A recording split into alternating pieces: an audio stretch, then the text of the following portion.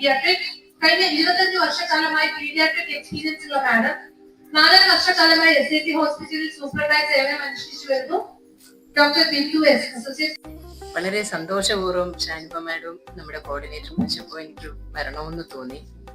കാരണം ഇതില് കുറച്ച് കാര്യങ്ങൾ സീരിയസ് ആയിട്ട് മനസ്സിലാക്കി തുടങ്ങിയത് സൂപ്രണ്ടായതിനു ശേഷമാണ്. ഞാൻ ചെറിയൊരു കണക്കെടുത്തിട്ടുണ്ട്. നമ്മുടെ ഈ കഴിഞ്ഞ ഒരു വർഷം നമുക്കവിടെ ഒരു 80 പോക്സോ കേസുകളാണ് SAT.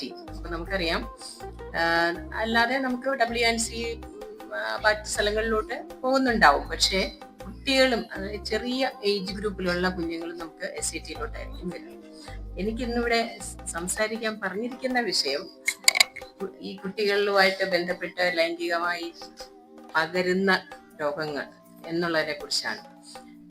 ഡോക്ടർ അരുൺ വളരെ വിശദമായിട്ട് എങ്ങനെയാണ് നമ്മുടെ കുഞ്ഞുങ്ങൾ, എനിക്ക് തോന്നുന്നു നമ്മുടെ പീഡിയാട്രിക് ലെവൽ പറയുമ്പോൾ ഇപ്പൊ പണ്ട് നമ്മൾ ഒരു 18 വയസ്സാകുമ്പോൾ, അതായത് നമുക്ക് വോട്ട് അവകാശം എന്ന് പറയുന്ന 18 വയസ്സാകുമ്പോൾ നമ്മളുടെ കുട്ടികൾ, അത് പെൺകുട്ടികളായാലും ആൺകുട്ടികളായാലും, അവര് മെച്യൂർ ആയി ചിന്തിക്കാൻ കഴിവ് വരും എന്നാണ് നമ്മൾ പറയുന്നത്. പക്ഷേ അവരുടെ ഒരു റീസണിങ് തിങ്കിങ് അല്ലെങ്കിൽ ക്രിട്ടിക്കൽ തിങ്കിങ് വരുന്നത് എൻ്റെ ഒരു അനുഭവത്തിൽ മനസ്സിലാവുന്നത് 18 വയസ്സിൽ വരുന്നില്ല. പലപ്പോഴും ഇമ്പൾസീവ് ആയിട്ടുള്ള തീരുമാനങ്ങളും എടുത്തുചാട്ടങ്ങളും എല്ലാം നമുക്കൊരു ഹൈസ്കൂൾ പ്രായം തൊട്ട്, ഇപ്പോൾ എനിക്ക് തോന്നുന്നു ഒരു 12-13 വയസ്സ് തൊട്ട് തുടങ്ങി അതൊരു 25 വയസ്സ് വരെയൊക്കെ പോയി നിൽക്കുന്നുണ്ട്. കാരണം 20 വയസ്സ് കഴിയുമ്പോൾ കുറച്ചൊരു സ്റ്റേബിൾ ആവും. അത് നമ്മുടെ വീട്ടിൽ കൗമാരപ്രായമുള്ള മക്കളെ വളർത്തിയിട്ടുള്ള ഇവിടെ ഇരിക്കുന്ന അമ്മമാർക്കെല്ലാം അത് മനസ്സിലാവുന്നതായിരിക്കും. നമ്മൾ എന്തു പറഞ്ഞാലും നമുക്ക് മനസ്സിലാവില്ല, അവർക്ക് അക്സെപ്റ്റ് ചെയ്യാനുള്ള മനസ്സുണ്ടാവില്ല, ഭവിഷ്യത്തുകളും മറ്റു കാര്യങ്ങളും ആലോചിച്ച് തീരുമാനമെടുക്കാനും അവർക്ക് പറ്റില്ല. അപ്പോ ഞാൻ ഈ രോഗങ്ങളിലേക്ക് കടക്കുന്നതിന് മുമ്പ് നമ്മുടെ മെഡിക്കൽ കോളേജിൽ വരുന്ന കുഞ്ഞുങ്ങളുടെ പ്രശ്നങ്ങളുമായിട്ട് വരുമ്പോൾ, അത് പോക്സോ കേസ് ആയാലും വേറെ നമുക്ക് സെക്ഷലി ട്രാൻസ്മിറ്റഡ് ഡിസീസ് ആയിട്ട് വരുമ്പോഴും നമ്മുടെ കൗൺസിലേഴ്സിന്റെ ഭാഗത്തുനിന്ന് എനിക്ക് കിട്ടിയ കുറച്ച് കാര്യങ്ങളാണ്. കാരണം അതിനകത്ത് നമുക്കിപ്പോൾ മനസ്സിലാക്കേണ്ടത്, പണ്ട് നമ്മൾ കുറച്ചും കൂടി വലിയ കുട്ടികളെ ആയിരുന്നു, അതായത് ഒരു 18, 19, 20 വയസ്സ്. പക്ഷെ ഇപ്പോൾ അങ്ങനെയല്ല.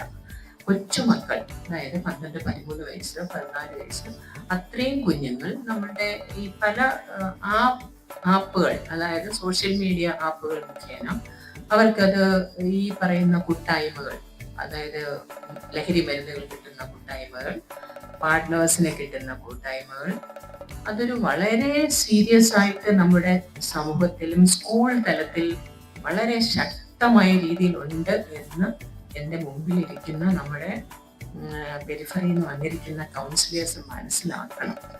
നമുക്കിത് ഈ ഒരു വിഷയം പേടിപ്പിക്കുന്ന രീതിയിലല്ല, അല്ലാതെ നമ്മൾ അയൽക്കൂട്ട സദസ്സുകളിലും നിങ്ങൾക്ക് എവിടെയൊക്കെ നമ്മുടെ അമ്മമാരെയും അച്ഛന്മാരെയും, എനിക്ക് തോന്നുന്നത് അയൽക്കൂട്ടങ്ങളിലെല്ലാം നമ്മുടെ അമ്മമാരാണ് വരുന്നത് കൂടുതൽ. പക്ഷെ അമ്മമാർക്ക് വളരെ വലിയ ഒരു ഇമ്പോർട്ടൻസ് എന്ന് പറയുന്നത്, നമ്മുടെ അച്ഛന്മാർക്ക് ഉണ്ട് ഉത്തരവാദിത്വം. പക്ഷെ എങ്കിലും എനിക്ക് തോന്നുന്ന കുട്ടികളുടെ മുഖം മാറുന്നതും അവളുടെ പെരുമാറ്റങ്ങൾ മാറുന്നതും ചെറിയ ചെറിയ വ്യത്യാസങ്ങൾ പോലും അമ്മമാർക്കാണ് അത് കൂടുതൽ പെട്ടെന്ന് മനസ്സിലാവുന്നതെന്നാണ് എൻ്റെ ഒരു അനുഭവം.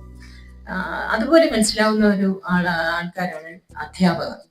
അവരുടെ മുമ്പിൽ ഒരു ക്ലാസ് ടീച്ചറിന് എന്നും കണ്ടുകൊണ്ടിരിക്കുന്ന കുഞ്ഞ് ഡള്ളായിട്ടിരിക്കുന്നു, അവൻ പഠിക്കുന്നതിൽ പുറകോട്ട് പോകുന്നു, അവൻ ക്ഷീണിക്കുന്നു, ക്ലാസ്സിൽ ഇരുന്ന് ഉറങ്ങുന്നു, അല്ലെങ്കിൽ മറ്റുള്ളവരുമായിട്ട് ഇടപെടുന്നില്ല, ആ ഒരു പേഴ്സണാലിറ്റി ചേഞ്ച് അവർ നോട്ട് ചെയ്യും. മിക്കവാറും നമ്മുടെ എല്ലാ സ്കൂളിലും കൗൺസിലേഴ്സ് ഉണ്ട്.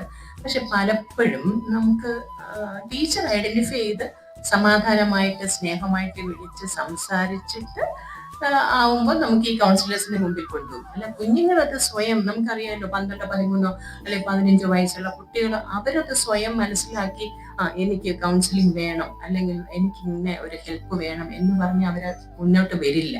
അത് നമ്മുടെ ഉത്തരവാദിത്തമാണ്. ഇനി അസുഖങ്ങളെ കുറിച്ച് പറഞ്ഞു കഴിഞ്ഞാൽ, നമ്മുടെ SAT-യിൽ നമുക്ക് പീഡിയാട്രിക് ലെവലില് ഇത് കുറവാണ്. 12 വയസ്സുള്ള, ഞാൻ പീഡിയാട്രീഷ്യനാണ്, പക്ഷെ നമ്മുടെ ഗൈനക് സൈഡിലോട്ട് നമ്മൾ നോക്കുമ്പോൾ നമുക്ക് 18 വയസ്സ് വരെ കുഞ്ഞുങ്ങൾ, അത് കൂടുതലും നമുക്ക് അവിടെ വരുന്നത് പോക്സോ കേസ് ആയിട്ടുള്ളതാണ്. അതിനകത്ത് നമുക്ക് കൂടുതലും കോമൺ ആയിട്ട് കാണുന്ന അസുഖങ്ങൾ എന്ന് പറയുന്നത് നമ്മുടെ ജെനിറ്റൽ അൾസേഴ്സ്, അതായത് ഹെർപ്പി സിംപ്ലക്സ് അല്ലെങ്കിൽ ജെനിറ്റൽ വാട്ട്, അങ്ങനെയുള്ളതാണ് കോമൺ ആയിട്ട് കാണുന്നത്.